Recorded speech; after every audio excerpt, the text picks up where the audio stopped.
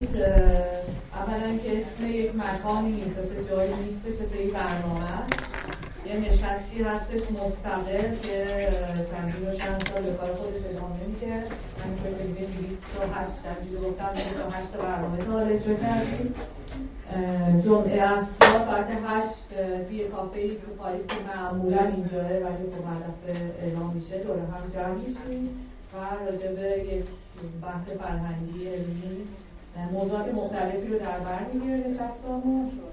یه سخنران داریم همیشه که امشب در خدمت رضا عزیز هستیم که خودش معرفی میکنه برنامه‌شو و بعدش یه ساعتی هم پرسش و پاسخ داریم.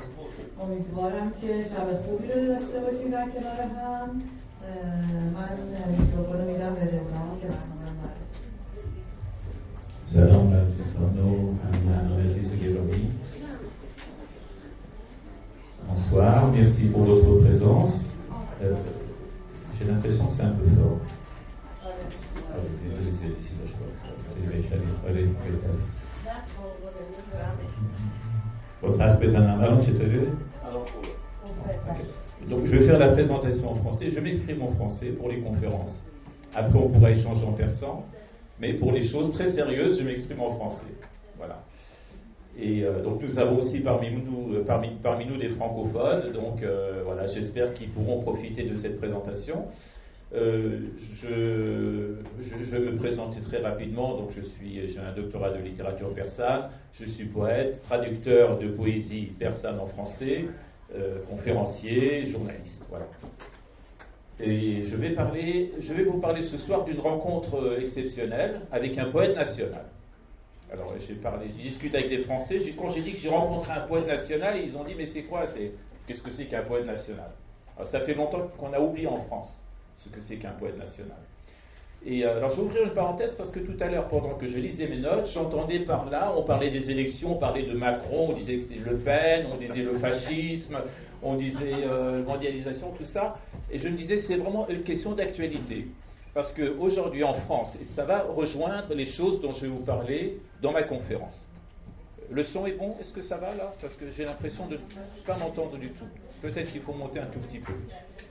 Allô, il faut monter un petit peu, je crois. C'est bon? C'est mieux, voilà. Alors oui, donc je voulais dire qu'on est dans un contexte très particulier parce que jamais en France on ne s'est autant posé la question de l'identité française. Et ce qui fait que le score de Marine Le Pen n'arrête pas de monter. C'est quoi être français? Vous voyez la couverture des magazines, qu'est-ce que c'est qu'être français? Qu'est-ce que c'est que la République? Qu'est-ce que c'est que la laïcité? Quelles sont nos origines? Quelles sont nos racines? Et ce sont des questions qui trouvent leur reflet dans l'art. L'art est le reflet, c'est le marqueur de l'identité d'un peuple. Quand l'art est puissant, c'est-à-dire que derrière, il y a une identité d'un peuple, d'une nation qui est forte. Et c'est le gros problème qui est aujourd'hui en France. L'art, l'art français, et puis par extension l'art mondial, l'art occidental,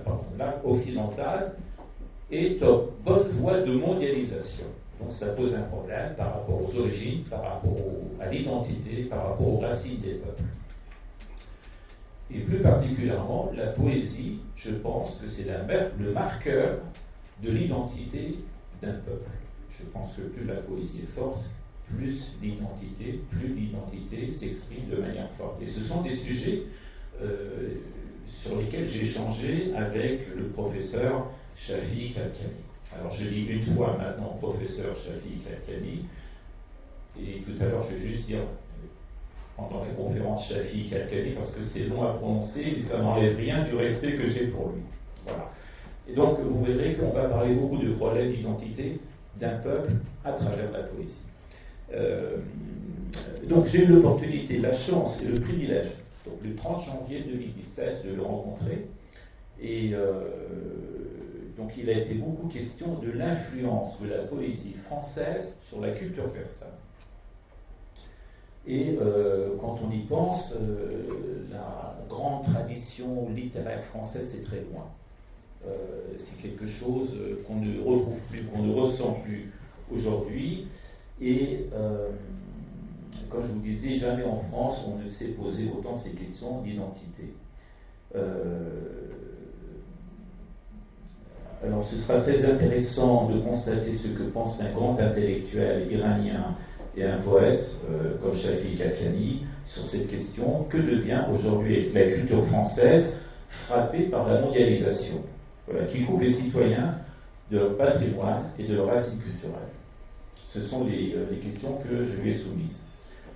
Comment l'art devient un reflet d'une société qui, au nom d'une fausse modernité, se prive de ses racines et de son héritage. Et vous allez le constater tout à l'heure, il existe encore, selon Shafiq Al-Khani, des pays où la poésie est encore aujourd'hui considérée comme un art de stature, de dimension nationale. Je vous raconterai tout à l'heure, si on a un peu de temps, comment j'ai pu le rencontrer, parce que ça, c'est pas simple du tout. Shafiq Al-Khani est chez lui, il ne rencontre personne, tout le monde veut le rencontrer, il ne répond pas au téléphone, il est occupé à ses recherches, à ses lectures, à son écriture, il ne cherche pas à la visibilité médiatique, comme ici les intellectuels qui sont partout à la télé, à la radio, dans les festivals, il veut rien de tout ça, et c'est vraiment la marque d'un poète national que tout le monde veut rencontrer, et lui, il ne s'intéresse qu'à son art, qu'à son travail, à sa poésie. Et auparavant, par contre, je vais vous raconter le contexte dans lequel je suis arrivé en Iran pendant mon dernier voyage et ce que j'ai constaté qui sont l'illustration de la manière dont la poésie est vécue au quotidien en Iran. Quand je suis descendu du taxi qui m'a conduit de l'aéroport chez mes parents, c'était la nuit, c'était 3 ou 4 heures du matin, je suis descendu du taxi, il y avait une odeur de fumée qui était très forte, qui était très âcre, très amère, et j'ai dit, mais qu'est-ce qui se passe? Le chauffeur du taxi m'a dit, vous n'êtes pas au courant, depuis 3 ou 4 jours, il y a un immeuble, l'immeuble Costco, donc sur mon courant, qui brûle, et c'est cette odeur que vous sentez, cette odeur qui s'est diffusée partout dans la ville, et c'est absolument tragique, et il est encore en train de brûler. Ce soir, à l'heure où je vous parle, il est encore en train de brûler. Et donc vous connaissez certainement la suite, quand les flammes se sont éteintes, c'est une tragédie nationale, il y a eu des pompiers, beaucoup de pompiers qui sont morts dans cette tragédie, et on leur a donc organisé des funérailles de dimension nationale, et il s'est trouvé que quelques temps après, j'étais dans un taxi, je me déplaçais dans Téhéran, et le taxi, donc on a parlé de cet événement, et il m'a lu un poème, comme ça, qu'il avait vu sur les affiches un peu partout, en relation avec cet événement, et je l'ai enregistré. Je vais vous le faire écouter.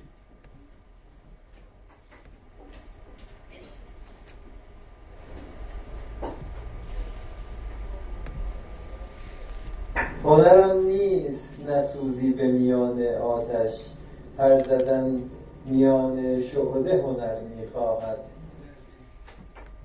Voilà, donc ça c'est un tout petit poème très connu qui était partout sur les affiches à Téhéran. La traduction c'est: le talent n'est pas celui de ne pas brûler dans les flammes, le talent c'est de savoir battre des ailes dans le brasier. Pour un étranger, c'est très surprenant de voir comment un événement, au lieu que ce soit commenté à la radio, à la télé, partout, on l'exprime sous forme de poésie. C'est quelque chose de tout à fait exceptionnel et tout à fait propre à l'Iran que la poésie ait une telle présence au quotidien. Et alors il y a eu une autre manifestation très éloquente de la présence de la poésie dans le quotidien. Le lendemain de ma rencontre avec Shafiq Al-Khani, je me suis rendu à un rendez-vous avec mon cousin dans un quartier de Téhéran où se trouve... Ah, j'ai perdu le son. Allô?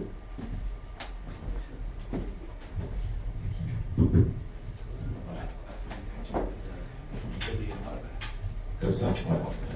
Je me suis rendu à un rendez-vous à Shah-e-Ketab. C'est dans l'avenue Shariati. C'est un endroit, c'est un complexe, il y a une librairie, il y a une cafétéria où on vend de la fourniture, des fournitures scolaires. Donc j'allais rencontrer mon cousin et je vais vous expliquer ce que j'ai vu sur le chemin. Alors j'ai récupéré un plan, voilà, pour vous montrer où se trouve. Donc je suis venu de l'avenue Sohrawardi et je vais reculer un petit peu encore parce que je pense qu'on voit pas tout. Voilà. Et je me dirigeais vers... Allô? C'est bon. Je me dirigeais vers l'avenue Chaliati. Et donc ici, c'est l'ancienne avenue Tartetorus. Et en me rendant à pied à ce rendez-vous, se trouve Charlie Ketor, où j'allais prendre un café avec mon cousin. J'ai vu ici une affiche. Et ici, j'ai entendu quelque chose en passant devant une école de jeunes filles. Alors, je vais vous montrer l'affiche d'abord.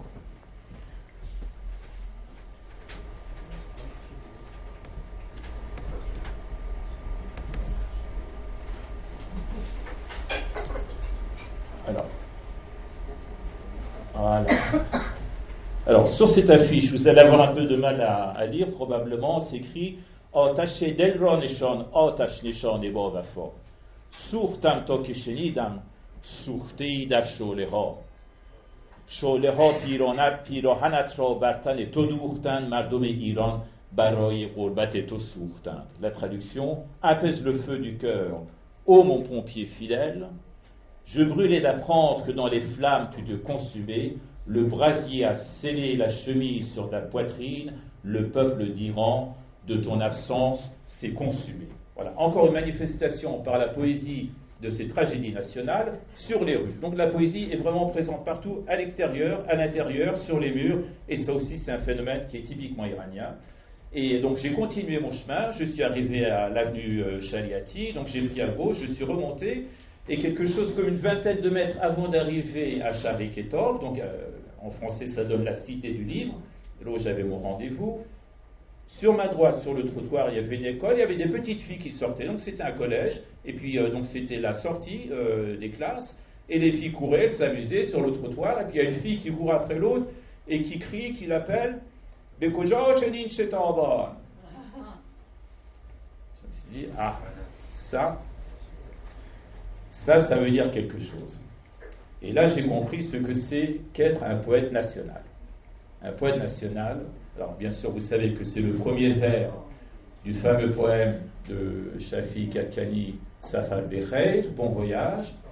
Et là, je me suis dit que ça, c'est un poète national, c'est le poète dont on enseigne l'œuvre à l'école, aux enfants, que les enfants apprennent par cœur, qu'on apprend à la maison, qu'on retient par cœur. Et là, je me suis dit, c'est la définition la plus simple de ce que peut être un poète national. Voilà, donc je voulais raconter ces choses-là qui paraissaient un peu anecdotiques, mais qui sont vraiment des marqueurs très évidents font partie du décor d'un pays où la poésie est partout présente. Voilà. Donc, je reviens au rendez-vous avec Shafi Kadkani. Alors, jusqu'à la dernière minute, j'étais très angoissé. Je me disais, est-ce qu'il va me recevoir? Est-ce qu'il ne va pas me recevoir? Le monsieur qui s'occupe de l'organisation de son rendez-vous a dit, attention, même la veille, je peux vous appeler pour annuler. Alors, avec beaucoup d'angoisse. Et finalement, le jour est arrivé. Je me suis rendu chez lui avec mon neveu, qui était chargé de filmer, d'enregistrer notre rencontre. Et nous sommes montés donc à l'étage. Et donc, Shafi Kadkani nous a accueillis. Il est sorti de son appartement. C'est un monsieur tout à fait charmant, très gentil, très simple. Et donc, on nous a fait rentrer, on a enlevé nos chaussures, on nous a servi le thé, et on s'est mis très vite à parler de poésie. Et il m'a interrogé sur mon lieu de naissance. J'ai dit que je suis né à Mashhad. Alors, ça tombe bien parce que lui aussi, il est né dans la province du Khorasan. Et ce qui est intéressant, c'est qu'avant même de me voir, il savait de quoi il allait me parler. Parce qu'il s'était un peu renseigné sur moi. Il savait qu'est-ce qu'il allait me proposer, qui pourrait me servir dans mon travail, sous forme de conférences, sous forme de rencontres, sous forme d'écriture d'articles. Alors c'est un monsieur qui est très doux, très courtois, mais en même temps très vif d'esprit. Et quand on discute avec lui, il vaut mieux être réveillé et réceptif. Je vais vous lire deux mots. Je vais vous lire très brièvement petite biographie de Shafi Kadkani. Tout le monde vous le connaissez tous, mais peut-être pas tout à fait suffisamment. Alors, il est né dans la ville de Katkan, qui se trouve dans le département de Tolbateri d'Alié, qui se trouve dans la province de Khorasan et Razavi. Et Khorasan, on dit que c'est le berceau du beau parler persan, le berceau du pur parler persan, là on parle le persan le plus pur. Et c'est la province également qui habite le mausolée de l'imam Reza, qui est le lieu de pèlerinage le plus important de l'Iran. Et donc son enfance s'est placée sous le signe des études. Ses parents, c'était un fils unique, et son père lui a mis très tôt à faire des études. C'est vraiment une grosse tête, il a appris très vite beaucoup de choses.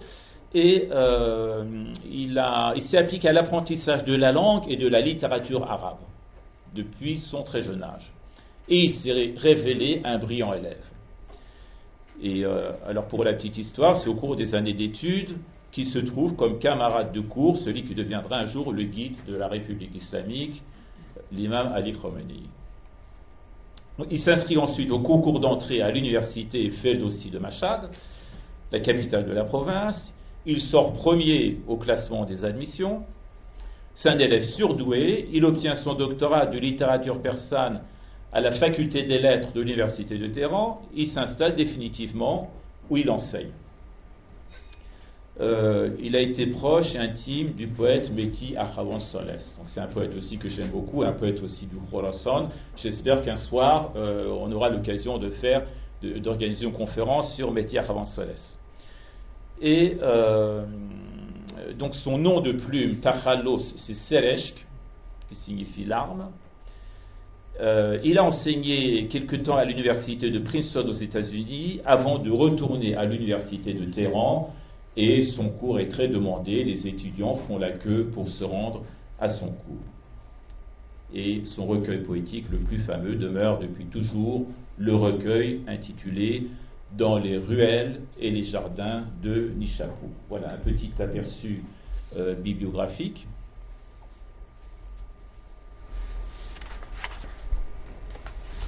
Alors il m'a raconté un peu son enfance. Il a dit que très jeune, on l'a mis à faire des études comme talabé. Donc talabé, c'est l'étudiant en théologie islamique. En même temps, il est étudiant à la faculté des lettres. Son père n'était pas contre ses études littéraires, mais le rêve de son père, ce qu'il voulait, c'est qu'il poursuive ses études théologiques et qu'il devienne une autorité religieuse, par exemple dans la ville de Najaf, en Irak, qui est, comme vous le savez, c'est un peu le cœur battant de la tradition chiite.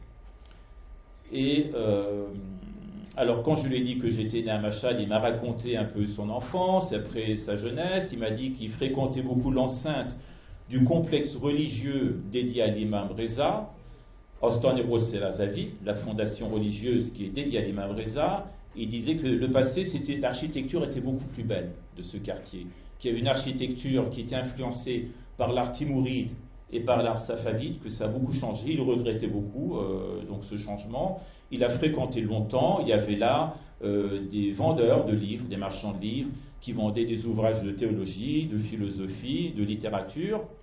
Et donc il m'a appris qu'il était précoce comme étudiant, qu'il est entré à l'université, il avait 22-23 ans. Donc c'était déjà un génie à cette époque.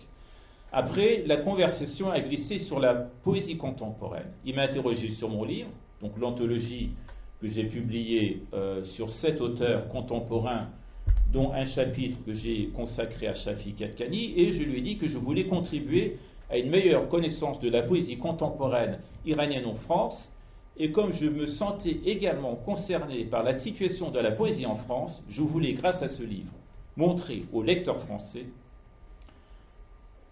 qu'on peut procéder à une révolution formelle dans la poésie.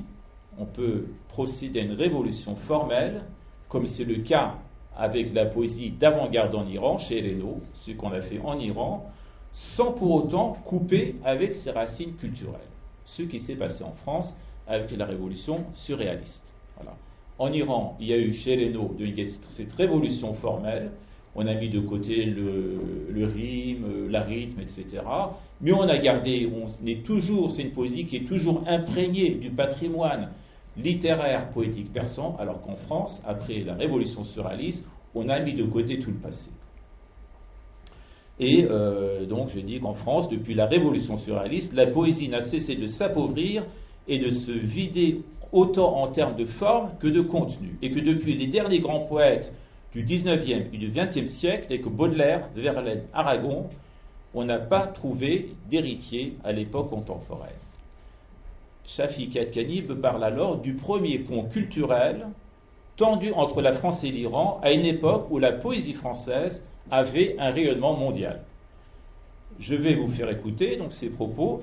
Donc cette première séquence vidéo, vous allez entendre ma voix qui est un peu forte parce que j'étais proche du micro.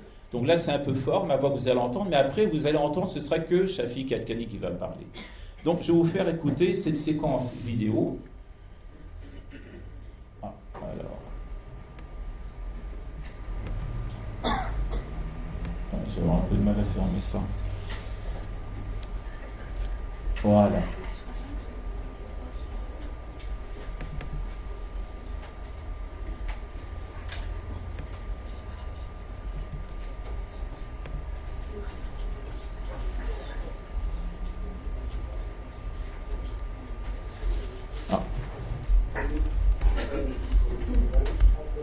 Le son est très bas.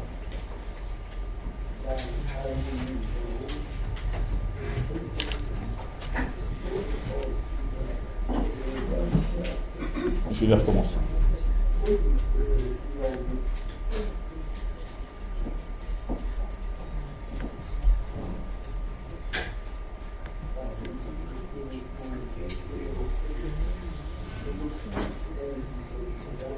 Bon, je sais que celui-là, il est bon. Je vais vous lire la traduction, les autres ça ira mieux. Je vais vous lire la traduction de celui-là. Alors, ce que me dit Shafiq Kadkani, au XXe siècle, Aragon a eu une influence considérable sur la poésie iranienne, au XXe siècle, de même que Paul Éluard. Donc, il cite ces deux poètes. Mais le premier pont tendu entre la poésie persane et la poésie française correspond aux traductions de Lamartine et de Victor Hugo en langue persane. Il se réfère ensuite, il me parle des fables de La Fontaine.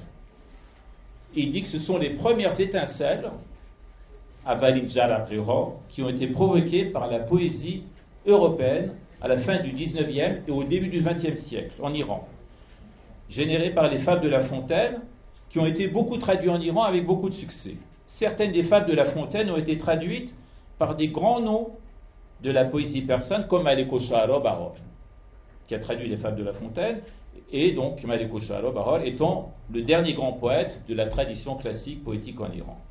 Et Shafiq Kadkani, il se rappelle la découverte quand il était enfant à l'école de fables de La Fontaine qui étaient traduites d'une façon remarquable dans le style classique iranien, avec la rime et le rythme. Et c'était donc des poèmes qui figuraient dans les manuels scolaires, dans les écoles, qu'il a gardé en mémoire, et il récite par cœur la fable du ruisseau et du rocher. Alors, la fable du ruisseau et du rocher qui a été traduite en persan par Maleko Shahro Bahor, j'ai pu récupérer voilà, le visuel. Alors, pourquoi ça va de côté ? Voilà. Alors, le rocher et le ruisseau, ça a été traduit couché Shomid. Tajuma Zikrete français. En fait, il s'agit d'une fable de La Fontaine. Vous avez le poème en persan. Je vais vous lire la traduction en français. Donc, cette fable de La Fontaine. Le ruisseau, dans son voyage par un rocher escarpé, voyant son chemin coupé, lui dit « Fais-moi passage ». Veuillez un peu vous ranger, l'insensible personnage ne daignait pas se bouger, au contraire il le repousse. Petite source d'eau douce, lui dit-il, c'est bien pour vous que j'irai quitter ma place, moi qui des mers en courroux 100 fois bravé la menace. Le ruisseau, sans se fâcher, avec constance et courage, creuse, mine le rocher, et s'obstinant à l'ouvrage, il fait tant qu'il vient à bout de se frayer un passage. Persévérance obtient tout. Donc ce poème en persan, Shafiq Kadkani me l'a récité par cœur. Il avait gardé ça en mémoire depuis son enfance. Le texte en persan.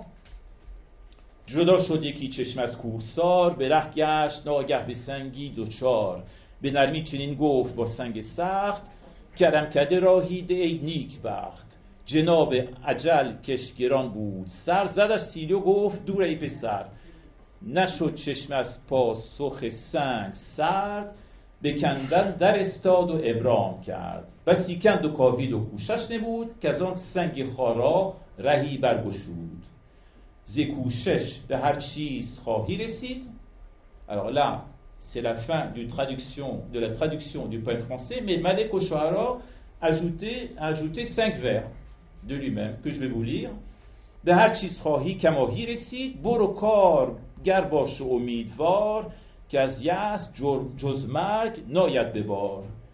گرت پایداری است در کارها، شود سهل پیش تو دشوارها. Donc Malek Oshuara Bahar ajoute 5 vers pour la morale de l'histoire à cette fable de La Fontaine. Et je fais la remarque à Shafik et à Kani, mais les Iraniens traduisent au 19e, 20e siècle les fables de La Fontaine, mais c'est les Iraniens qui sont à l'origine de la connaissance des fables de La Fontaine dans le monde. C'est un retour. Il a pris et nous retourne. Alors, je vous ai trouvé non, parce que c'est moi qui ai conçu ce tableau, quelque chose de très intéressant, qui vous montre l'évolution des fables, d'où ça vient et où c'est arrivé. Et ça, c'est un... Alors, je vais fermer ça. Hop. Voilà. Donc ça, c'est l'histoire des fables de La Fontaine.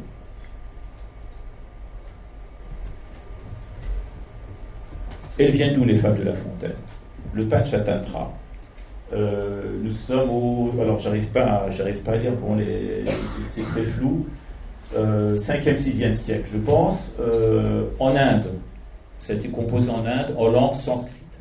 Panchatantra, ça veut dire les 5 récits, en langue sanskrite. C'est l'histoire, c'était un ensemble de récits qui étaient destinés à l'éducation des princes. C'est des histoires d'animaux, c'est 2 chacals, Karataka et Damanaka, donc c'est leur nom, qui racontent des histoires de différents animaux. Et ensuite, on donnait ça aux princes pour faire leur éducation. Au 6e siècle, après Jésus-Christ, Khosrow Ier, roi sassanide, il demande à un grand intellectuel de son époque, Borzouye Tabib, il lui dit, tu vas aller en Inde, tu vas me ramener ce recueil de récits, tu vas ramener le Panchatantra, tu vas les traduire en langage par la vie. Donc Borzouye Tabib va là-bas, il le ramène, il le traduit en langage par la vie. Ensuite, c'est l'invasion arabe. Après l'invasion arabe, donc le texte est dispersé, et il y a un autre savant iranien, il a un nom arabe, mais c'est un savant iranien qui s'appelle Ebn Morafa.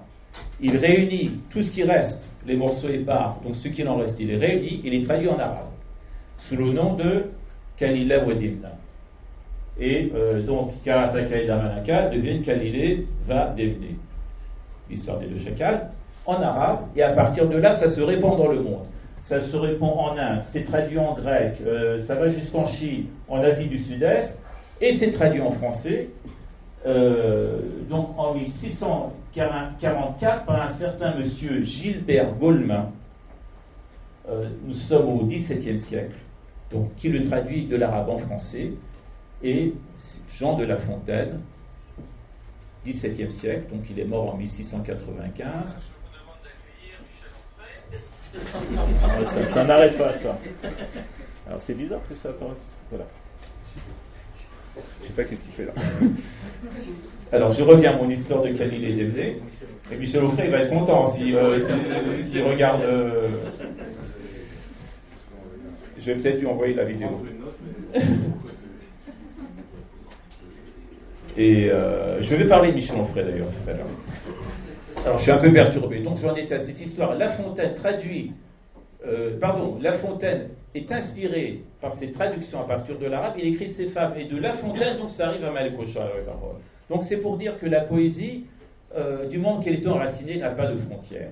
Et nous récupérons ce que nous avons donné il y a des siècles au monde, par l'intermédiaire de ces travaux qui ont été faits par les ancêtres, et traductions qui ont été faites par les ancêtres persans. Voilà. En tout cas, donc on en finit avec cette conversation qu'on a eue sur les fables, Et alors je précise que ça a été publié dans une revue française qui s'appelle Zone Sensible. C'est la revue de la Biennale des poètes du Val-de-Marne. Donc ils avaient fait un chapitre sur les fables et j'ai fait cette recherche sur la fable.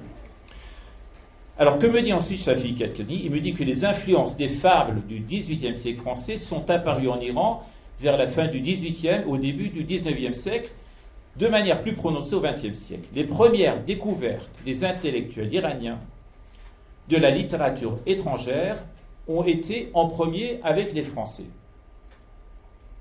à savoir les œuvres de Lamartine en premier, ensuite de Victor Hugo, donc les deux grands représentants de l'école romantique.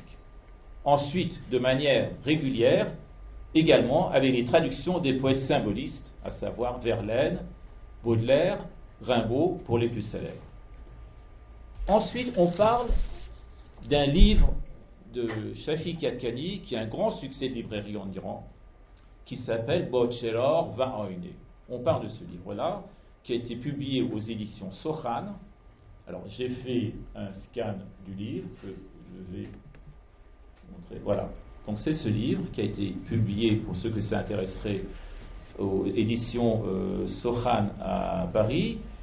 Il me raconte que quand il était aux États-Unis à Princeton, la bibliothèque universitaire avait un département oriental très important. Et là, il a fait des recherches à la Firestone Library. Il a recueilli toute la matière pour ce livre, qui a été publié 5 fois en 4 ans. En français, donc la traduction du titre, c'est « Avec la lampe et le miroir ». Il est question, comme le sous-titre l'indique, des racines et des causes de l'évolution de la poésie contemporaine en Iran. C'est le sujet du livre. Et notamment, donc, bien sûr, des influences étrangères. Il démontre que le premier pays qui a su s'imposer du point de vue de la poésie et de la littérature a été la France. Après viennent d'autres pays tels que l'Allemagne, l'Angleterre, la Russie. Et en Iran, c'est pas passé très facilement. Et des traditionalistes se sont élevés contre ces influences, et en particulier, ils se sont élevés contre les poèmes de Lamartine. Ils ont dit on n'en veut pas. On ne veut pas de Lamartine. Et quoi qu'il en soit, donc Shafiq Kadkani considère que l'influence du français a été capitale en Iran, sachant que cette langue vient tout de suite après l'arabe, en termes d'importance. C'est l'arabe, c'est la langue religieuse, c'est la langue sacrée, et ce fut pendant longtemps la langue scientifique. Alors qu'est-ce qui se passe en Iran? Quand on commence à traduire la poésie de Lamartine, il y a des gens qui ne sont pas contents. Et Shafiq Kadkani me dit qu'à Nishapur, donc il y avait des intellectuels qui disaient qu'est-ce que c'est que ce Lamartine? Nous avons Saadi, nous avons Hafez, nous n'avons pas besoin de lui, on n'a besoin de personne. Et il me montre les occurrences de Lamartine dans son livre, le nombre de fois où Lamartine est cité dans l'index, mais aussi celle de Aragon. Et en page 370, il lit le passage où il est question de ces protestations qui considèrent que Lamartine est dangereux pour l'Iran. Dans un chapitre, il est question d'une lettre de Nameh Nishapur, une lettre de Nishapur. On apprend qu'un monsieur, un lettré, il a mis la main sur cette revue et a constaté que Lamartine était traduit en persan, et le titre principal du passage est « Influence de la littérature française sur la culture persane ». C'était le nom du texte qu'il avait lu. Ça se passe donc le premier quart du XXe siècle. Alors c'est quoi cette histoire? Il y avait un Iranien qui connaissait très bien la langue et la littérature française, donc c'est ce que me raconte Shafiq Kadkani, qui s'appelait Ali Nowrouz. C'était son nom de plume, Takhallos, c'était son nom d'écrivain. Et il écrivait des articles, il collaborait avec une revue française qui s'appelait Les Nouvelles littéraires. Il écrit dans cette revue un article que découvre Shafiq Kadkani, qui en reproduit un résumé dans son livre. Ali Nowrouz raconte comment les Iraniens sont familiers de la littérature française du XIXe siècle et inspirés par cette littérature. Par ailleurs, il existait une autre revue en Égypte, au Caire, où a été publiée la traduction en persan de cet article que Ali Nowrouz avait écrit en français, aux Nouvelles littéraires. Donc on publie la traduction en persan dans cette revue qui se trouve au Caire, qui s'appelle Chehrenamo. En français, ça peut se traduire révélateur des figures. On parle donc de cet article de Ali Nourou sur l'influence spirituelle et intellectuelle de la littérature française à l'étranger, donc en Iran en l'occurrence, et le directeur de la revue proteste. Il dit que cet attachement à la France va détruire notre patrimoine culturel à nous les Iraniens. Et Denis Chaubourg, donc dans l'autre revue, on assure que les pensées venues de l'Occident, de l'Europe et des États-Unis contribuent à saper les fondements de la culture perse et les allusions au poème de Lamartine, je parle moins fort, c'est bien que ça réveille en même temps, aux fables de La Fontaine, car ils sont incompatibles, donc il écrit dans cette revue, qu'ils sont incompatibles avec les racines culturelles des pays orientaux. Alors, je vais vous montrer l'index, les occurrences que j'ai trouvées, voilà, dans l'index du livre de Shafi Kalkani. Alors, c'est les occurrences. Alors, Lamartine, dans ce livre, est cité 28 fois. C'est l'auteur qui est le plus cité dans le livre de Shafi Kalkani. Ensuite, vous avez en deuxième position, vous avez Victor Hugo qui arrive tout en bas. Deuxième position, Victor Hugo, il est cité 22 fois. Troisième position, La Fontaine. Donc par ordre d'importance, Lamartine, Victor Hugo, La Fontaine est cité 19 fois. Et puis, ensuite, vous avez Baudelaire qui est cité 18 fois. Alors les personnes dont l'œuvre a influencé la culture persane, vous avez Aragon, 13 mentions, vous avez Alfred de Musset, vous avez Montesquieu, Molière, Verlaine et Voltaire, entre autres. Voilà, donc, Shafi Kalkani a fait cette recherche pour voir quels étaient les auteurs dont l'œuvre avait le plus marqué la culture persane. Alors, j'interroge ensuite Shafi Kalkani sur l'évolution de la poésie persane dans les années à venir. Je lui dis, où est-ce qu'on va maintenant? Comment ça va se passer pour la poésie persane? Et je lui raconte la rencontre que j'ai eue la veille avec des professeurs de français à l'université Beheshti de Téhéran, donc des jeunes professeurs qui enseignent le français. Et avec ces débats, je leur demandais s'ils pensaient que l'Iran, à son tour, allait suivre le même chemin que les pays occidentaux, en adoptant une forme de culture dite mondialisée. Alors, c'est quoi une culture mondialisée? C'est une culture qui est coupée de ses racines. On écrit tous la même chose, dans le même style, on ne fait plus allusion à notre patrimoine, aux racines historiques et au passé. La moitié de ces professeurs pensaient qu'on allait vers une mondialisation, avec une poésie mondialisée, et l'autre disait que non, la poésie iranienne ne va pas bouger, elle va toujours demeurer très enracinée. Vous savez que dans les poètes contemporains de la nouvelle vague, que ce soit Khavan Solès, que ce soit Chamblou, Simin, Kalkani bien sûr, ces poètes, ils se réfèrent à Sadi, ils se réfèrent à Profès, Khavan Solès se réfère à Ferdowsi. Donc ces auteurs, leur influence est toujours très présente dans la poésie contemporaine. En France, c'est pas du tout le cas. C'est-à-dire qu'en France, on a coupé les racines historiques et culturelles, et c'est une poésie qui est un peu hors sol, on ne sait pas trop à quoi ça correspond, et quel que soit le pays, je pense en Occident, c'est une poésie qui se ressemble, tout est devenu pareil. Voilà. Et donc, mon interrogation, c'était où est-ce qu'on va? Est-ce que la poésie iranienne va suivre ce chemin? Alors, je vais vous projeter maintenant la réponse de Shafi Kalkani. Alors, le son devrait être meilleur, normalement. C'est sa réponse.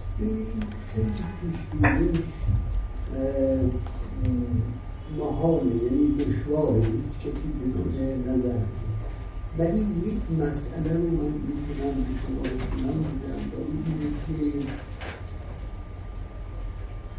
هنر مثلث یا دومینانت در ایران همیشه شعر همین الان من هنر دومینانت و بعید میدانم تو این جوری که در فرانسه و در جهان غرب مثلا روزها یکی از داستایوفسکی و چخوف و نویسندگان خیلی روسیه با این همه شعر در روسیه دریای هنر دومینانت هنوز هست. Voilà, donc je vais traduire ce que vous avez entendu en persan. Donc Shafik Kadkani me répond qu'il est très difficile et même impossible de prédire comment va être l'évolution de cette poésie persane. Il me dit, mais je peux vous dire que l'art dominant, Honale Bartal, il appelait ça Honale Bartal, l'art dominant en Iran a été la poésie et qui continue encore de l'être aujourd'hui. Et ça me paraît, donc il me dit, ça me paraît peu probable que cela suive l'évolution qu'a connue la France. Et moi je rajoute, et le monde occidental par extension. Shafik Kadkani donc me dit également qu'en Russie, bien qu'ils aient de grands romanciers tels que Tchekhov et Dostoïevski, la poésie est aussi considérée comme en Iran, comme un art dominant. Pour la Russie, donc il a su qu'il y a des associations de lecture de poésie qui sont très fréquentées, les gens font la queue. Il y a des dizaines et dizaines de mètres de queue pour pouvoir assister à ces lectures, et en Iran, ce phénomène est aussi populaire. Et donc il ajoute en conclusion, en Iran, l'art dominant reste la poésie. Alors, je lui dis, en France c'est contraire, la poésie est devenue un art oublié. Et Shafik Kadkani, il avoue qu'il n'imaginait pas une telle évolution donc dans la culture française. Alors je vais vous faire écouter une autre séquence vidéo où il parle des influences de l'Europe. Alors ça va être le numéro 11.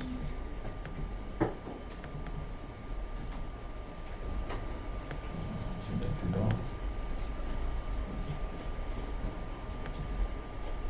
فرمایید برای من تازگی داره. من متوجه بودم که از نسل مثلا ژاک فرور به بعد ما در ایران، خب من توی انگلیسی ترجمه های شعر فرانسه رو خوندم، دارم کلکسیون خیلی از اغلبشون مال 1950 هست، اون برای 1950 یعنی کمی بعد از جنگ جهانی دوم. و یک شاعر دیگه فرانسوی هم در ایران کمی ترجمه شد ولی استقبال زیادی شد. معاصر؟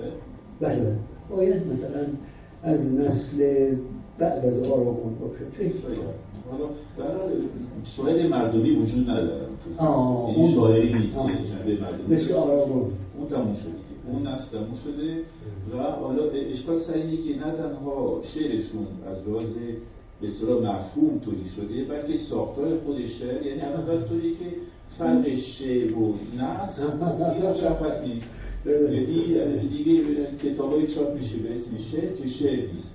حالا بحث سر اینه که بله به بهانه مدرنیته و تجدد اینا حتی ساختار شعر هم نابود کردن. یعنی مرحله ایستیدن که خودشون دیگه نمیتونن در شعر بدن که کجا شعر کجا نثر. این مرحله به اصطلاح انحطاط رسیدن که حالا یه فیلسوفایی هستن ببینید. Voilà, donc la traduction en français de ce qui vient d'être dit. Donc Shafik Kadkani vous confie qu'il lisait des poèmes anglais et américains lors de soirées poétiques aux USA en Angleterre, dont la mouvance de Yeats et d'Eliot. Et pour la France, ici Jacques Prévert, qui est bien connu en Iran et qui a eu quelque influence sur la poésie moderne. Et constate que cette génération n'a pas connu de relève non plus. Et donc c'est là où je lui dis que, en tout cas, il n'y a plus de poètes populaires en France. Shafik Kadkani me dit comme Aragon, j'ai dit oui, et que non seulement le sens est perdu, mais on ne fait même plus la différence entre la poésie et la prose. Et on publie des recueils de poésie qui ne sont pas de la poésie. On est même arrivé au point où, au nom de la modernité, on a même détruit la structure de la poésie. On n'arrive plus à faire la différence. On est arrivé à un stade, ce qu'on appelle de décadence. C'est un terme qui revient régulièrement sous la plume d'intellectuels français dans les débats, et je parle notamment donc d'un philosophe, voilà, Michel Onfray, je vais en parler justement, ça tombe bien, et qui affirme que le monde occidental est en train de vivre une fin de civilisation. Et je dirais donc que l'art occidental est devenu le reflet de ce phénomène. Et je vais en profiter pour vous lire donc un passage d'un livre de Michel Onfray qui s'appelle Cosmos. Il a un chapitre, il y a un petit chapitre sur la poésie, où il parle de ce phénomène. Les fils de Mallarmé. Là donc, c'est tout ce qui s'est passé après la Révolution surréaliste en France. C'est à ça qu'il fait allusion. Les fils de Mallarmé, les enfants de Tzara, les rejetons de Breton, les descendants d'Izou. Alors, il est question donc de ceux qui représentaient le mouvement surréaliste, le mouvement dadaïste et le lettrisme. N'ont pas manqué de produire des œuvres qui se coupaient du grand public. Les 2 millions qui ont suivi le cortège funèbre de Victor Hugo. Alors ça, c'était un poète national. À sa mort, pour ses funérailles, 2 millions de Français ont suivi le cortège funèbre. En France, aujourd'hui, la poésie officielle est devenue affaire de cénacle, de bibliophilie, de secte, afin que le genre poétique reste alors que le genre poétique reste le plus pratiqué par la population. Jamais le divorce n'a été aussi grand entre l'élite, qui se prétendait souvent révolutionnaire, et le peuple. Alors que dans nombre de pays, l'Iran par exemple, la poésie reste un genre populaire et exigeant. Voilà, donc cette citation du livre Cosmos de Michel Onfray. Et Shafik Kadkani me dit, en effet, si nous séparons la culture de la technologie, ce que vous dites ne me semble pas faux. Et donc il ajoute qu'il semblerait que la race des grands poètes se soit éteinte en Occident. Alors j'attire son attention sur un phénomène sans précédent qui s'est produit l'année dernière, quand la première fois le prix Nobel de littérature a été attribué à un chanteur, Bob Dylan. Et Shafik Kadkani me dit oui, d'ailleurs lui-même n'avait pas cette prétention. Il est musicien, il est chanteur, et en plus il y a eu beaucoup de protestations vis-à-vis du jury du prix Nobel. Et Shafik Kadkani me dit qu'il aurait dû avoir tout simplement un prix de musique ou de chanson et non pas un prix littéraire.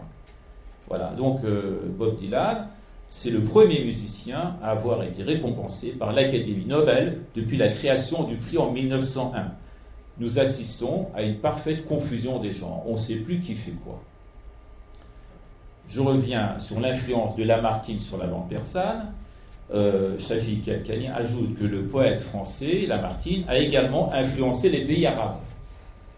Donc, il est allé très loin en Orient. Les Arabes, du point de vue de la culture dominante, sont aussi, comme nous les Iraniens et les Russes. Donc, la poésie, pour eux, est essentielle et vitale. C'est aussi là-bas qu'on a les batailles.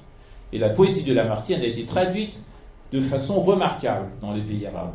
Il y a peu d'Arabes dans les pays donc arabophones qui ne soient pas attachés à la poésie, et s'il y a pour eux 5 poètes contemporains qui comptent, l'un d'eux c'est Lamartine. La traduction du Lac donc, a été faite en arabe sur une trentaine de vers, de manière très précise, fidèle, dans une structure classique, archi-classique.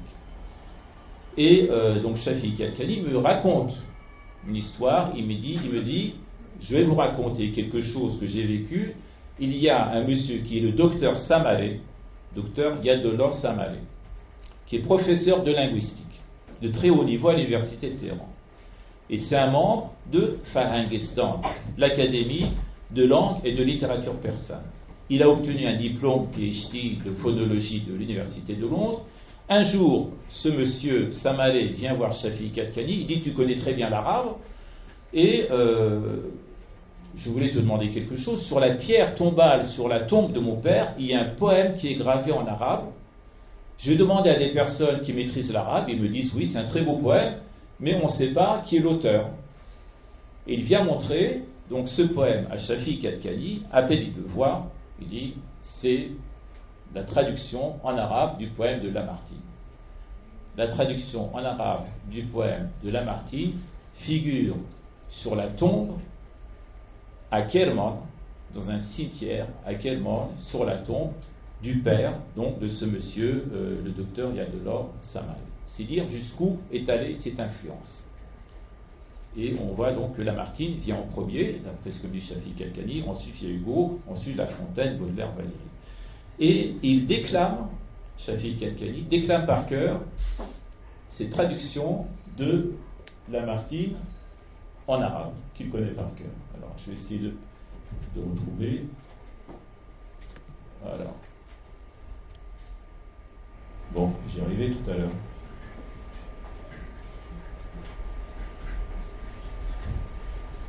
Ah voilà. Ah, je peux l'enlever. Ah, il est bloqué. Il est bloqué.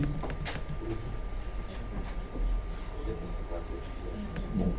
Écoutez, je pense que je vais le redémarrer. Ça fera une petite pause. Hein. Je vais redémarrer l'ordinateur.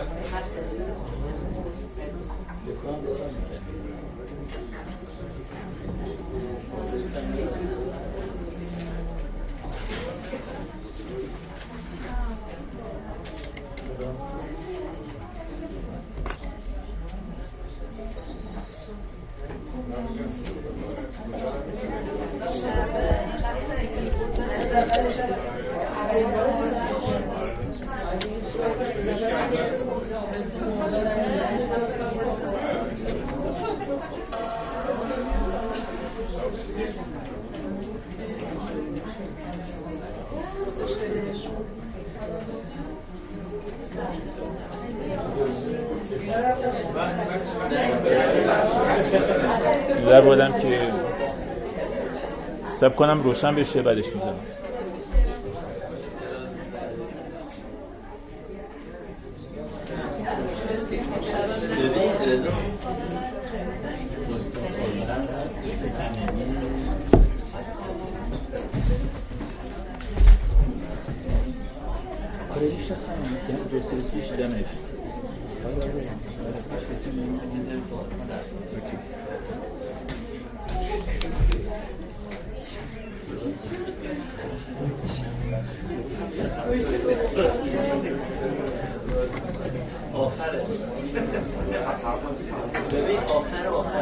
آره c'est ça.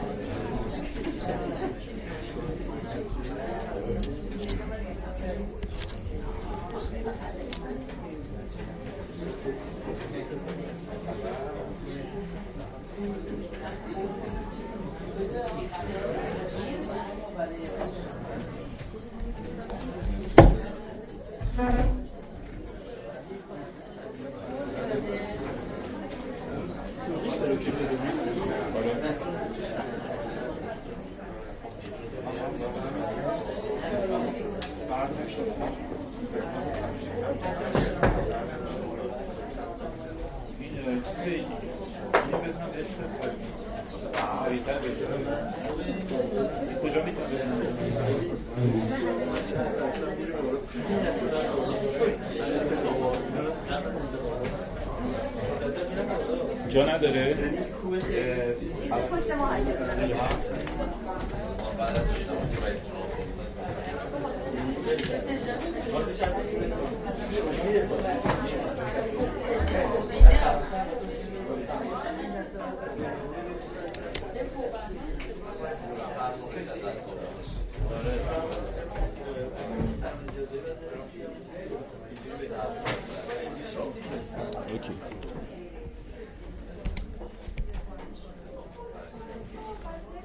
Bon, ça nous a fait une petite pause.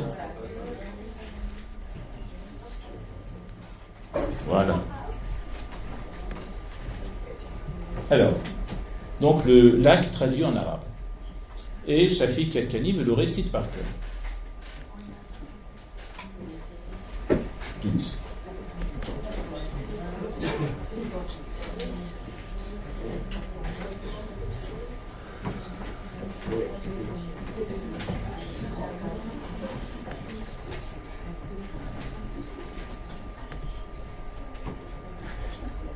تنگ قبر یک نورانی در دل ماست اما هزار ابدا تمضی اما دیگر نصب الحیا Je vais attendre que tout le monde soit prêt parce que ça, il faut l'écouter. Shafiq Kalkani qui récite un poème en arabe. Bon, tout le monde est prêt? تنگ قبر یک ایرانی در کرمان اما قضا ابدا تبزی اما بینا نطف الحیات و لیل الموت یتوینا تجریبنا سفر الاعمال ماخرتا بحر الوجود ولو کلی مرا سینا وحیده یعنی دریاچه وحیده سرخوب حیان کل حیان فلکم کاملت میاه که به نجوان تا حیین. این قصیده سیبه که ترجمه دقیق دریاچه لباخی اینقدر این در زبان عربی موفق بوده که نه تنها در زبان حتی در کرمان روی سنگ یک قبر یک آدمی خود از شما از خود دکتر ثمره بپرسید دکتر اوی فرهنگستان ما هم هست آکادمیسی هم زبان فارسی هست و گفت من این شعر رو اون سنگ قبر رو بدر چرا نمیدونم این مال کیه از همه عربدان ها و شعرهای عرب و نپرسیدم دو جواب ماندم تا خود گفتم این ترجمه عربی للایی که دریاچه لواطی نه چیه ولی خیلی در کشورهای عربی رکاس خیلی خوبی داشته ادبیات فرانسه همین ببینیم مثلا چیزش. Voilà, donc pour les arabophones, rassurez-vous, il vient de lire en persan ce que j'ai dit en français tout à l'heure. Et j'ai pu mettre la main, donc j'ai pu trouver ces traductions que je vais vous présenter. Et l'auteur de ces traductions s'appelle Nicolas Fayad. Il est libanais, poète, médecin. Il est né en 1873, il est mort en 1958. Et je l'ai trouvé dans le dictionnaire amoureux du Liban, publié chez Plomb par Alexandre Nadjar, si vous voulez, et dans l'article sur Lamartine. Donc dans ce dictionnaire amoureux du Liban, vous avez un article sur Lamartine, donc qui a influencé, donc c'est un Libanais qui l'a traduit, et donc qui a fait cette traduction remarquable du poème Le Lac. Je vais vous présenter le poème en question. Vous voyez un peu à quoi ça ressemble. Alors, voilà. Et ce poème a été traduit sous une forme classique, sous la forme du Ghazal. C'est la même forme que le Ghazal. Et vous remarquerez que la première rime est identique à la seconde, donc ça s'appelle des distiques. Quand vous avez deux vers qui vont ensemble, ça s'appelle un distique. Cette rime va avec la seconde, avec le second vers, et à chaque fois avec les vers pairs, c'est-à-dire le quatrième, le sixième, le huitième, le dixième, etc. Donc c'est vraiment dans un moule classique, ça a été traduit dans la même structure qu'un Ghazal persan, donc je suppose qu'ils ont la même tradition là-bas, et d'une manière vraiment précise et tout à fait classique. Et je vais donc vous faire... Alors j'ai trouvé également la vidéo. J'ai trouvé une vidéo avec la lecture, alors j'espère qu'il ne va pas nous bloquer encore, avec la lecture de ce poème en arabe.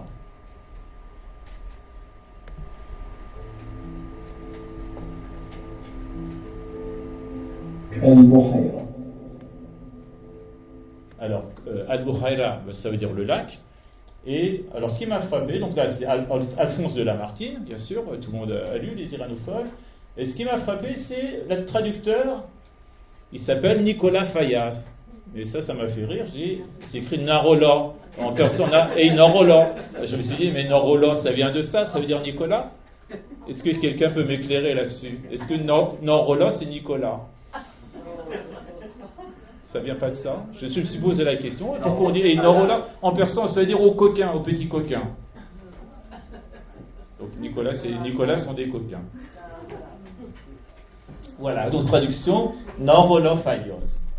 Je vais vous faire écouter.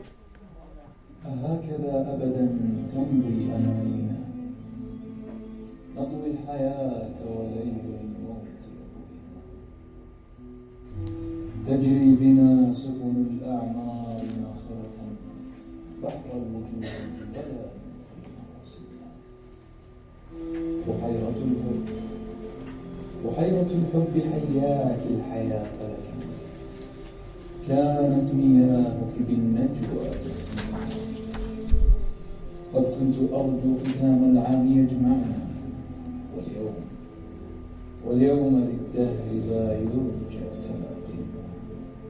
Voilà, bon, je ne vais pas vous faire écouter jusqu'au bout, c'est juste pour vous montrer à quel point la traduction est musicale, à quel point la traduction est complète.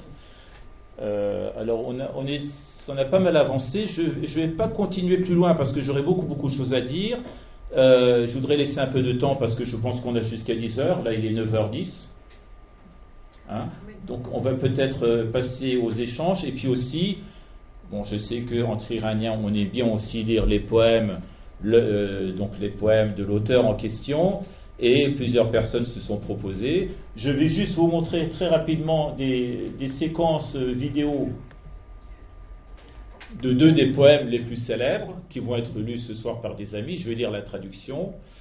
Le premier, c'est le fameux poème qui a été chanté par la petite fille, qui s'appelle Safar Bekheir, bon voyage.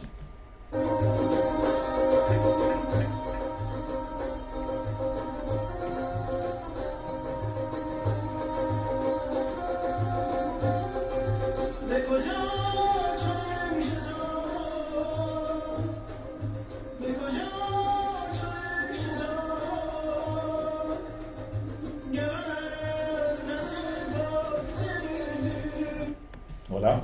Et donc on discutait avec Shafi Kalkani et je me disais que quand un poème est mis en chanson, c'est une consécration populaire. Voilà.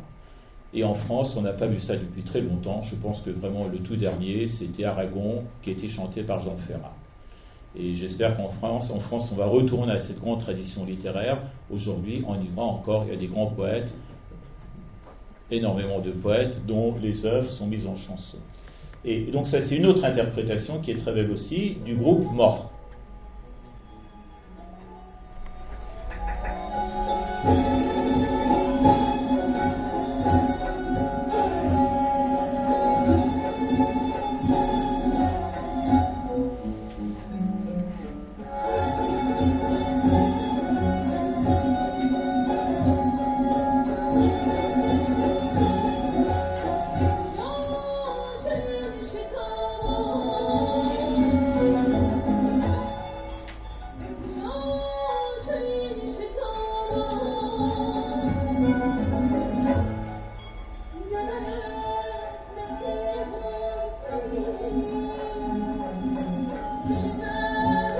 Excusez-moi, je coupe parce que j'ai encore d'autres choses à vous montrer. C'était juste pour vous mettre un peu l'eau à la bouche. Et ça, c'est l'autre fameux poème, Dormir d'un cil, qu'on va lire aussi ce soir et dont je lirai la traduction. دارم سخنی با تو و گفتن نتوانم این درد نهان سوز نگفتن نتوانم. Alors ça ressemble à la voix de Kalkani, je ne sais pas si c'est lui. Et puis finalement, le plus fameux, le plus célèbre, Shahjalian.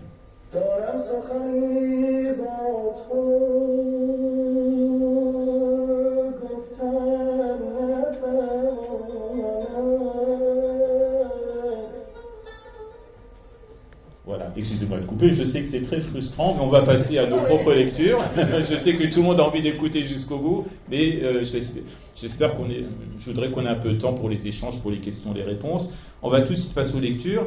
Alors, je sais que Sahar va lire Yek Moshe Roftan, et auparavant, Ngomé va nous chanter un vers. Un vers. Elle a dit qu'elle voulait chanter un vers. Voilà. Et puis après, on va lire les poèmes. Mais on va commencer par toi. On va commencer oui. par moi. Et moi, je vais boire un verre d'eau. Si tu... Oui. Alors, qui est le Shafiq Al-Kani, bien entendu.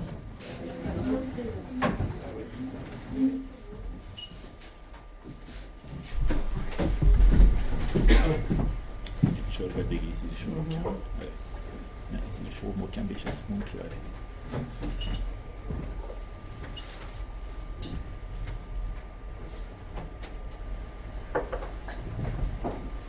به جان جوشم که جویای تو باشم، خطی بر موج دریای تو باشم،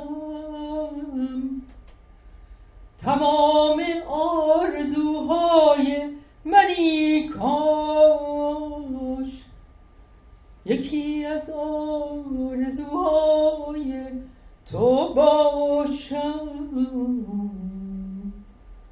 یکی از آرزوهای تو باشم.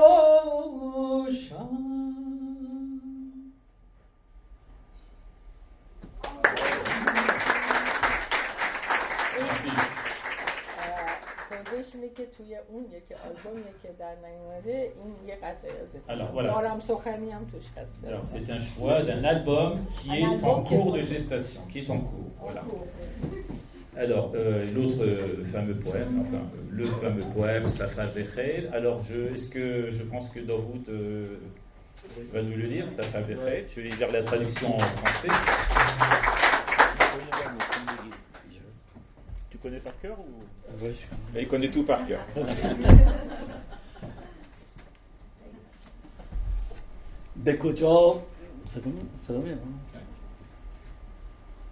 به کجا بدین شتابان گون از نسیم پرسید، دل من گرفته زینجا هوس سفر نداری ز غبار این بیابان، همه آرزویم اما چه کنم که بسته پایم، به کجا بدین شتابان به هر آن کجا که باشد به جز این سرایم، تو و دوستی خدا را چو از این کبیر وحشت به سلامتی گذشتی، به شکوفه ها به باران برسم سلام ما را.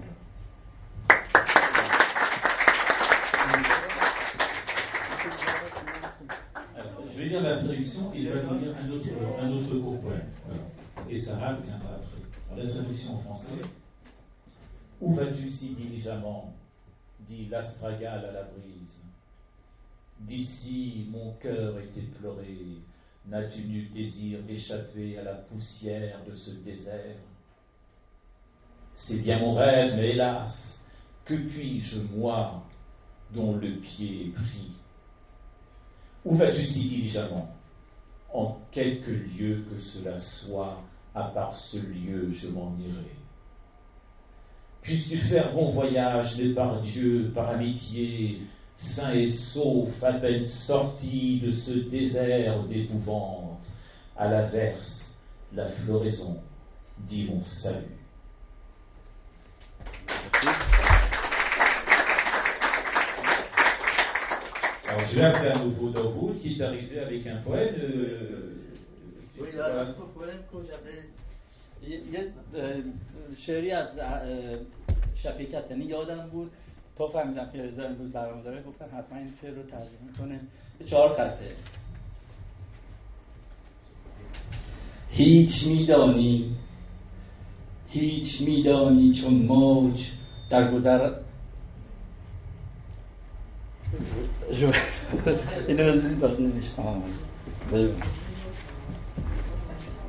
هیچ میدانی چرا چون موج در گریز از خویشتن پیوسته میکاهم، زان که بر این پرده تاریک، این خاموشی نزدیک، آنچه میخواهم نمیبینم و آنچه میبینم نمیخواهم. شعر قشنگی است. Alors, j'ai fait quelque chose que j'aime pas trop faire parce qu'il est arrivé et j'ai dû le traduire tout à l'heure. Donc, pour moi, c'est une traduction qui n'est pas complète, qui n'est pas parfaite. Sais-tu bien pourquoi, telle la vague, sans cesse, en me fuyant, je me réduis? Cela vient de cette noire tenture de ce proche silence, où ce que je veux, je ne le vois, ce que je vois, je ne le veux. Voilà. Merci. Et maintenant, Saad va nous lire le Magnificat. C'est un poème que j'adore. ولی خب من بعد از داوود خب این شعر یک موجه گفتن بود.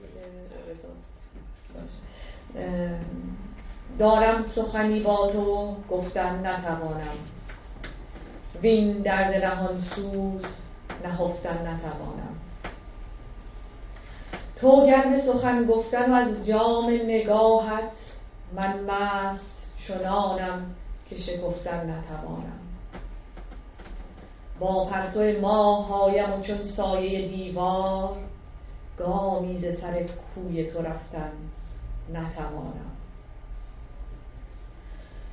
دور از تو من سوخته در دامن شبها، چون شمع سحر یک مژه خفتن نتوانم. فریاد ز بی‌مهریت ای گل که در این باغ، چون غنچه پاییز شکفتن نتوانم. ای چشم سخنگوی تو بشنو ز نگاهم، دارم سخنی با تو و گفتن نتوانم.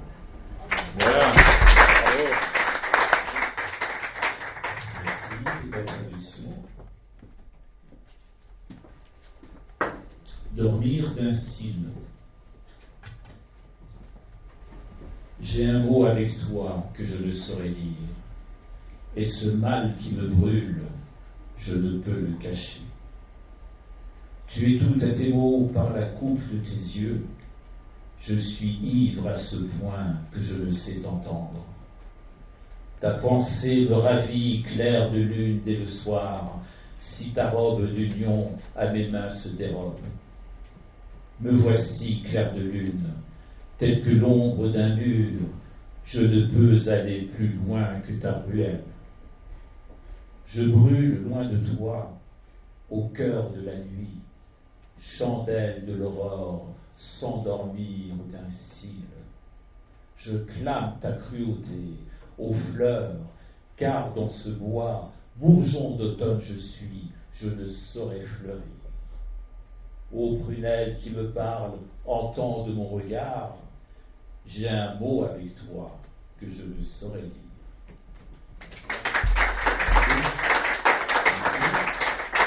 Et nous allons terminer la soirée.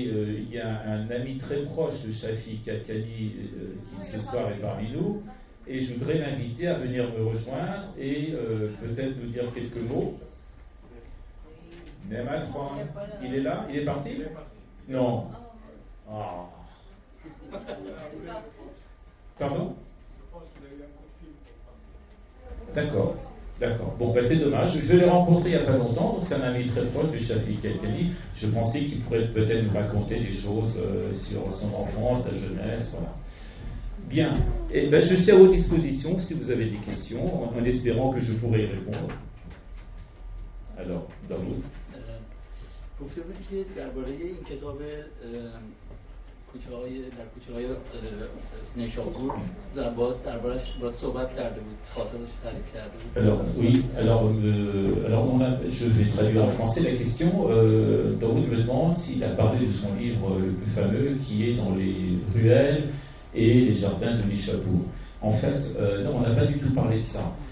On a vu parce qu'il savait un peu qui j'étais, et donc il avait préparé notre réunion, et ça c'était très intéressant quand même comme démarche, parce que ça montre que c'est quelqu'un qui ne pense pas qu'à lui, qui a un esprit très ouvert, et du moment que je venais en France, il sait que je vis en France, je travaille en France, ce qui est intéressé c'est de voir quel était le message que je pouvais porter en France, et quels étaient les travaux et les démarches que je pouvais faire en France, en rapport avec la poésie persane. Donc je pense pense que c'est quelqu'un qui a l'esprit très, très subtil et donc il avait bien compris que c'était l'intérêt. Donc je pense qu'il ne voulait pas du tout parler de lui, il voulait parler des relations entre la France et l'Iran. Et je trouvais que c'était très bien parce qu'effectivement, on vit dans une époque qui est très particulière. C'est l'époque de la mondialisation et on dit la mondialisation, mais moi j'ai dit c'est l'américanisation, c'est pas la mondialisation. Parce que c'est pas le modèle chinois, c'est pas le modèle indien, c'est le modèle américain qu'on a partout. Et donc, on a parlé de ce genre de choses. Alors, pour aller un peu dans ce sens-là, je pense que vous allez aussi, je pense que vous pensez un peu comme moi. Il y a une émission grand public qui s'appelle The Voice. C'est un exemple parmi d'autres que je peux vous citer. Vous avez sûrement regardé où il y a des gens qui viennent chanter. C'est un concours de chant. Et ils chantent, je dirais, à 90% en anglais. On est en France, vous avez un concours de chants, de chansons, où on chante au moins à 90% en anglais. Je me dis, qu'est-ce qui se passe dans ce pays? La chanson française n'existe plus, qu'est-ce qui se passe? Et je suis tombé un peu par hasard, je termine rapidement pour répondre aux autres questions, je suis tombé par hasard sur l'équivalent de l'émission The Voice en afghan. Ça s'appelle Afghan Star. Allez voir sur Internet, c'est très intéressant, parce qu'ils sont habillés comme les Français, très branchés, les cheveux comme ça, et puis les cheveux tout à fait qui montent comme ça, le truc serré, le pantalon serré, les chaussures pointues, comme ici, mais ils chantent uniquement. Alors il y a les instruments modernes, il y a les instruments traditionnels, ils jouent avec le ronoun, donc des instruments traditionnels, les percussions traditionnelles, mais aussi des instruments modernes, la guitare électrique, l'orgue et tout ça, ils ont aussi des instruments très modernes. Il y a un rappeur aussi qui chante, il ne chante qu'en persan et en pachtou. Pas une seule chanson en anglais. Ils chantent des chansons traditionnelles, ils chantent des chansons modernes, ils chantent des chansons traditionnelles modernisées. Voilà. Donc, c'est un peuple qui est fier de sa culture et qui n'est pas entré dans ce système mondialisé. Je me dis, effectivement, il faut se poser des questions. Alors ça, c'est la chanson, c'est déclinaison de la poésie, mais je trouve que la chanson, la poésie, c'est vraiment des marqueurs, des révélateurs de la situation culturelle dans un pays. Oui. Une question par rapport à la culture mondialisée. Oui. En fait, en parlant par exemple du cinéma, des films, des images, ou la musique pour le son, on peut dire qu'il y a une diffusion mondiale et la langue n'est pas forcément une barrière, puisque en fait on peut voir des films en version originale, sous-titrée, etc. Et la musique, bon, tout le monde peut écouter, même sans comprendre, on peut apprécier. Mais en ce qui concerne la poésie, notamment, et même la littérature, il y a quand même la barrière de la langue qui fait que ça ne peut pas être diffusé sans la traduction. Oui, bien sûr, il faut la traduction. Et je ne sais pas si le marché de la poésie dans le monde est suffisamment important pour qu'il y ait des traductions et une diffusion mondiale. Mais je ne pense pas que ce soit une question de marché. Oui, mais la mondialisation, c'est une question de marché. Oui, la mondialisation, c'est une question de marché, oui. Mais ce que je voudrais dire par rapport à la poésie, alors bien sûr, la traduction, je réponds sur la traduction d'abord. C'est très difficile de traduire un poème en poésie d'une langue à l'autre. Bon, je pense qu'il faut être modeste, il faut être humble. La traduction que j'ai faite, mon anthologie, je ne l'ai pas fait seul. C'était un travail d'équipe, j'ai travaillé avec 3 personnes qui se sont occupées de toute la partie en persan. Et donc ils m'ont bien expliqué les finesses, le sens des mots. Après, moi qui suis poète, j'ai fait la mise en poésie, la mise en musique. Après, c'est un travail de musicien. Et vous avez, en poésie persane, vous avez des grands noms de la littérature, enfin des orientalistes, des iranisants comme Gilbert Lazare, Charles Fouché-Court, qui ont rendu des services considérables à notre pays, qui ont publié beaucoup de choses, qui ont fait des traductions, mais qui ne sont pas des traductions poétiques. Donc la poésie, c'est encore autre chose. On n'arrive pas forcément à la poésie. Donc ça, c'est pour la traduction, c'est très compliqué. Mais quand tu parles de mondialisation, chaque pays a sa langue. Chaque pays a ses racines. Après, il faut voir si on les défend ou si on ne les défend pas. Qu'en France, on vient de chanter en anglais, ça pose quand même un problème. Pourquoi on ne chante pas en français et pourquoi on n'a pas modernisé la chanson française? Ce que font les Afghans. Vous allez voir ça, c'est très intéressant. Comment ils ont modernisé une chanson traditionnelle. C'est possible.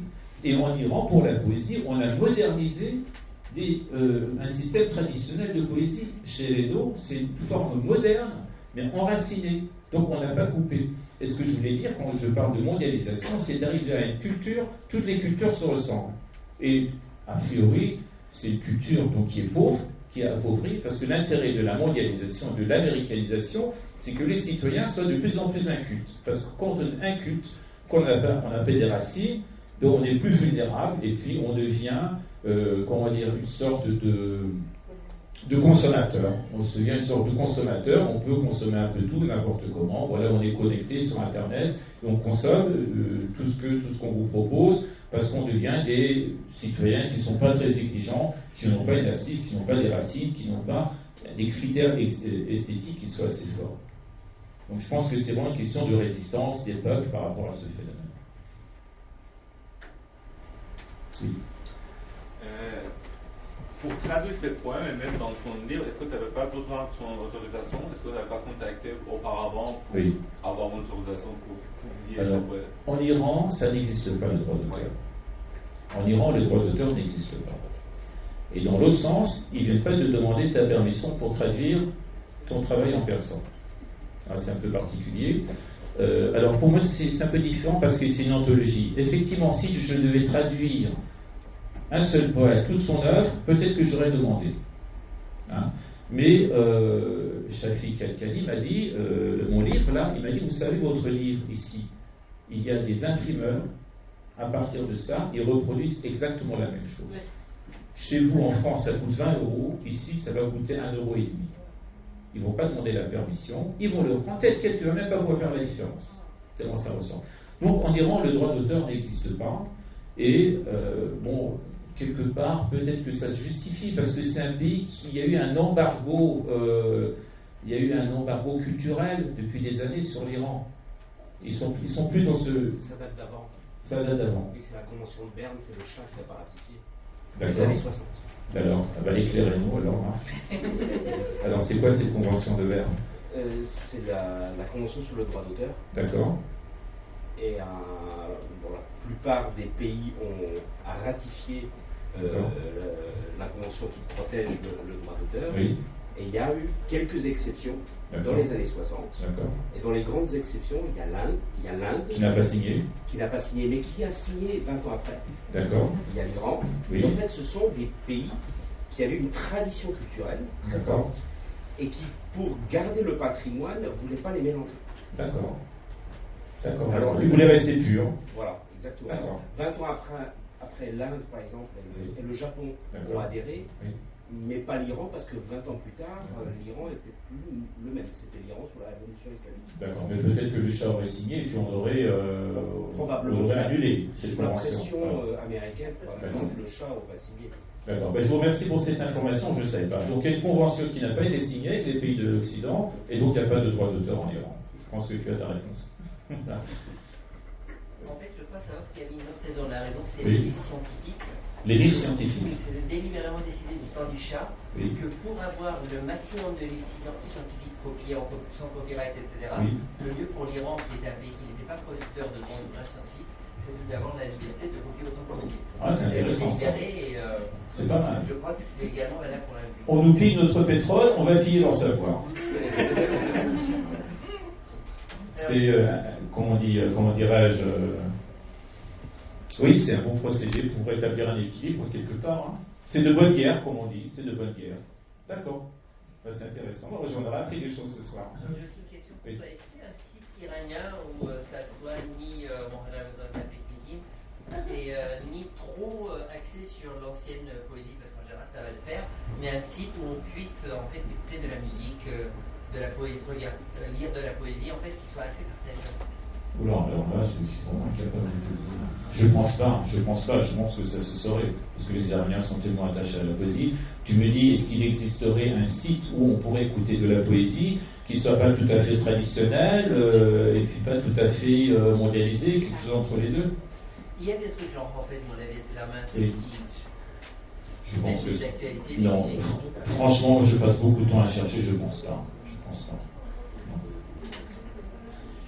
یه نکته رو خیلی خودش در توضیح در مورد شعر وقتی که مردمی میشه و در دسترس مردم از طریق موسیقی قرار میگیره یکی از کارهای مردمی ایشون استاد کدکنی، سیمین بهبانی که اجازه دادن بدون اینکه یعنی آزادانه هر موزیسیانی بتونه سیمین بهبانی اجازه داده؟ بله ایشون هم اجازه دادن و برای همینه که خیلی خونده میشه که سیمین خونده میشه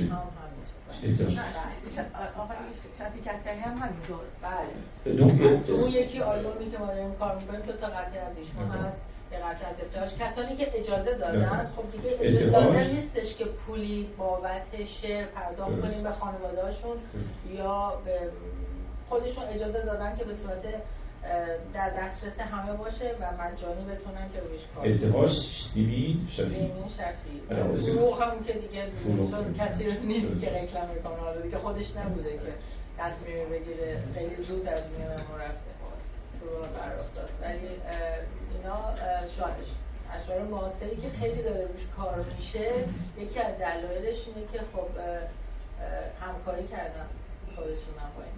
Alors ce que me dit Ngomé, c'est que ce phénomène où la poésie chantée devient populaire parce qu'elle est chantée, donc elle me cite le cas de quelques grands poètes qui ont donné leur autorisation, sans aucun droit, libre de droit, Shafi Kadkani, Foulofa Lorsod, Pouchin Gelteroche, mais j'ajouterais même que je pense que la plupart de ces poètes, bon, Gelteroche lui il travaille à la radio carrément, il a travaillé beaucoup avec des musiciens. Mais je pense que les autres aussi, Foulour bien sûr, parce qu'il n'y a plus personne pour prétendre à des droits, voilà. Mais oui, je pense que la quasi-totalité de ces poètes contemporains, leurs œuvres sont chantées, et je vais reprendre, parce que donc, je suis aussi bien français qu'iranien, je fais un parallèle avec ce qui se passe en France, étant donné qu'après la génération d'Aragon, il n'y a plus eu de grands poètes dont les œuvres pourraient être chantées, ce sont les chanteurs qui ont pris la place des poètes. C'est-à-dire, vous avez eu la génération des Léo Ferré, Renaud, Brassens, Brel, oui, et qui sont, donc ces gens-là, ils ont remplacé les poètes qui, eux, n'étaient pas à la hauteur. Donc ce sont devenus des chanteurs populaires, et ils ont pris la place des poètes, parce qu'au niveau des poètes, ils étaient tous aux abonnés absents. Donc ce phénomène est intéressant de dire comment la poésie a disparu, a été remplacée à l'époque contemporaine par des poètes. Juste une remarque, Abdelrahim Mourafa, il a un nom, en fait son nom d'origine c'était Rouzbek Fourdaoud. D'accord. Donc il est de la famille de. Oui. Donc il a un nom persan et en fait c'était dans le livre qu'il est en arabe. D'accord. Merci pour cette information. Rouzbek Fourdaoud. Juste quand en parlant avec Shafi Kadkani, en ce moment il est sur quel projet culturel? Qui t'a pas parlé? Je sais pas, non. Je sais qu'il fait beaucoup de recherches, il est enfermé. En fait, il m'a reçu dans son bureau. Il n'habite pas, il est dans son bureau, il est entouré de livres. Et non, je sais pas du tout. Je sais pas sur quel projet il travaille. Nouvelle édition, non. J'espère. Alors, j'ai pris le contact pour essayer de le faire venir en France. Parce que je sais que les autorités ici sont très intéressées au niveau, par exemple, du centre culturel pour le faire venir en France, etc. Donc je ne sais pas s'il se déplace ou pas, mais donc j'ai déjà pris contact pour demander s'il était intéressé. Donc il n'y a que, en fait, de ces générations-là, ceux qui figurent dans cette anthologie, il n'y a plus que lui qui est vivant, et puis Elteroche. Et lui d'avoir 78-79 ans, et je pense que Elteroche, il a 88 ans. Donc c'est les deux survivants de ce mouvement de Chéréno, donc les poètes nationaux. Et dans la nouvelle génération, est-ce qu'il y a des futurs poètes nationaux? Alors je lui ai posé la question, j'ai posé la question à ses professeurs de l'université d'Elchti, parce qu'un éditeur français m'a dit qu'il était intéressé que je fasse un recueil de poésie, que je traduise un recueil de poésie de poètes iraniens vivants. J'ai cherché, j'ai pas trouvé. J'ai pas trouvé de la dimension de ces poètes. Voilà. Alors peut-être que je vais faire quelque chose sur un livre uniquement d'anthologie, sur un de ces 7 poètes. Au jour d'aujourd'hui, je ne pense pas qu'il y ait un poète de la dimension des Shafi Kadkani, Elteroche, Akhavan Solès. Je pense qu'il n'y en a pas.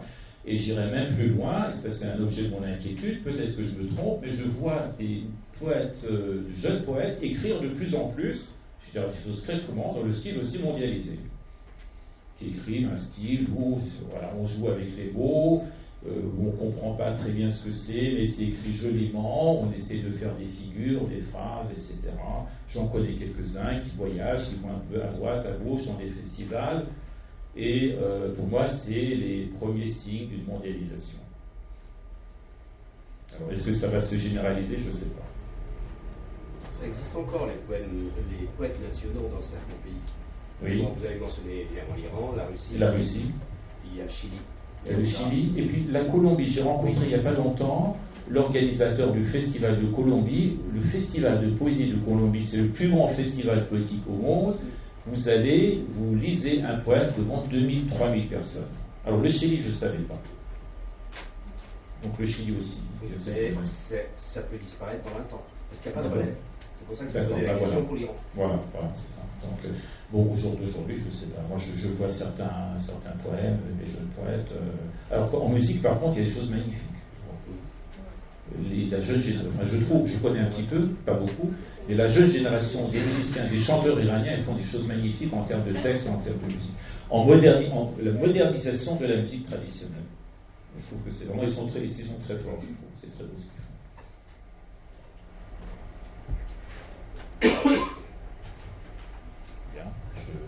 En tout cas, la dernière remarque, en tout cas, la modernisation, c'est un phénomène, c'est une sorte de mondialisation. Hein. On ne va pas dire, oui. C'est une question qui reste vraie. Est-ce que si on n'était pas confronté avec la modernisation européenne ou occidentale, est-ce que on avait le même mouvement dans la poésie iranienne ou non? Alors, il faut employer, je pense qu'il faut se mettre d'accord sur les mots. La modernité, il y a donc, si je parle de poésie ou d'art, je pense qu'il faut bien séparer art moderne et art contemporain. C'est pas la même chose. Non, c'est pas la même chose. Moderne, c'est quoi? Moderne, c'est ce qui s'inscrit contre, c'est ce qui va se battre contre la rigidité, contre les conventions, contre les dogmes. Pour moi, Ferdowsi, c'est un poète moderne. Parce qu'aujourd'hui, vous lisez Ferdowsi est toujours efficace. Saadi est moderne, Hafez est moderne, Khayyam est moderne. Ce sont des poètes qui sont toujours efficaces. Quand on les lit, ils produisent un effet. François Villon, c'est un poète moderne pour moi. Shakespeare, c'est un poète moderne. La modernité ne dépend pas de la chronologie. Ils sont valables à toutes les époques. Ils sont efficaces, ils produisent leur effet à toutes les époques. Par contre, contemporain, ça correspond à une date précise. Aujourd'hui, on a l'art contemporain, c'est l'art du XXIe siècle. Et le contemporain est soumis à la mode. On ne sait pas si ça va durer. Il faut qu'il fasse ses preuves aussi à travers le temps. Donc, il faut bien séparer ces deux-là. C'est par rapport au contenu ou par rapport à la forme? Je suis d'accord avec. En fait, l'art contemporain, je ne suis pas tout à fait d'accord avec toi. L'art contemporain, c'est ce qu'on appelle au moins sur l'art plastique et tout ça, c'est ce qui vient après l'art moderne. Alors, pour qu'une œuvre contemporaine aujourd'hui puisse être qualifiée de moderne, il faut qu'il fasse ses preuves. Et ça, on peut le savoir peut-être dans 10 ans, 20 ans, 30 ans, 40 ans, 50 ans. Si cette œuvre perdure, et elle a toujours son impact, on peut dire qu'elle est moderne. Parce que la modernité, c'est ce qui s'inscrit contre les conventions. C'est ça être moderne. C'est pas uniquement par rapport au contenu, c'est par rapport à la forme aussi. Les deux. Par exemple, en fait, si quelqu'un portait la contenu, c'est peut-être moderne, mais par rapport à la forme, c'est pas moderne. Si on dit Nima Yushi, j'avais quelqu'un qui sont modernes, plutôt c'est la forme qui est moderne. C'est pas le contenu qu'on compare, n'est-ce pas? Non, parce que la forme entre que tu passes de Ferdowsi à Hafez et à Shafi Kalkani ou à Khawan-Solès, pour moi ils sont tous modernes, les formes sont différentes, mais le contenu aussi bien que la forme, parce que le contenu et la forme, ils ont une modernité qui font que n'importe qui les lit est marqué par ce travail. Les deux fonctionnent ensemble. Aujourd'hui, la forme alors je vais prendre plutôt à Khawan-Solès, parce qu'il écrit pas avec le rimé et rythmé, donc il n'y a pas de rime, mais sa poésie est moderne. Mais en même temps, dans le contenu, il est question, il y a la musique, il y a le rythme, il y a de la musique toujours. La poésie, sans musique, il n'y a pas de poésie. Quelle que soit l'époque. Moyen-Âge, maintenant dans 100 ans, sans musique, il n'y aura pas de poésie. Donc il faut déjà qu'il y ait la poésie. Dans la poésie de Khawan-Solès, il y a de la musique. C'est pas une forme classique, mais il y a de la musique. Donc par rapport à son époque, c'est moderne parce que c'est efficace, c'est percutant, ça marche, ça produit son effet. Et puis celui de Roffès à son époque, c'était peut-être aussi, par rapport à ce qu'il y avait avant, c'était peut-être révolutionnaire, la manière dont il s'exprimait. Oui, Voilà. Je pense que le seul critère en termes de forme, c'est la musique. Ça bouge pas. Tant qu'il y a la musique et le rythme, on est dans la poésie. Ça doit bouger. Après, bon, ça évolue. Ça évolue avec le temps et les époques. Aujourd'hui, en France, vous avez des poèmes qui n'ont aucune musique. C'est de la prose. Il y a des poèmes qui sont publiés. Il n'y a pas longtemps, Yves Bonnefoy, donc c'est un poète que très peu de gens connaissent. Il a eu 2 pages, je crois, dans Le Monde, je sais pas. Donc on le présente comme un grand poète, mais les Français ne connaissent pas Yves Bonnefoy. Et vous lisez ce qu'il écrit, c'est pas de la poésie, c'est de la prose. Et la plus grande partie, la quasi-majorité, je pense, des poètes aujourd'hui en France, ils écrivent de la prose. C'est plus de la poésie. C'est une technique. Je dis toujours, la prose, la prose est à la marche, ce que la poésie est à la danse. Ce que la poésie est à la danse. Vous pouvez marcher, vous marchez tous les jours, et vous voulez écrire de la poésie, il faut savoir danser. Là, c'est pas la portée de tout le monde ne sait pas danser. Donc si vous avez dansé, vous êtes poète. Sinon, vous marchez comme tout le monde, c'est de la prose. Et aujourd'hui, il y a des gens qui marchent, qui font de la prose, et nous faire croire que c'est de la poésie. Bon. Je vous remercie pour votre écoute et puis votre présence.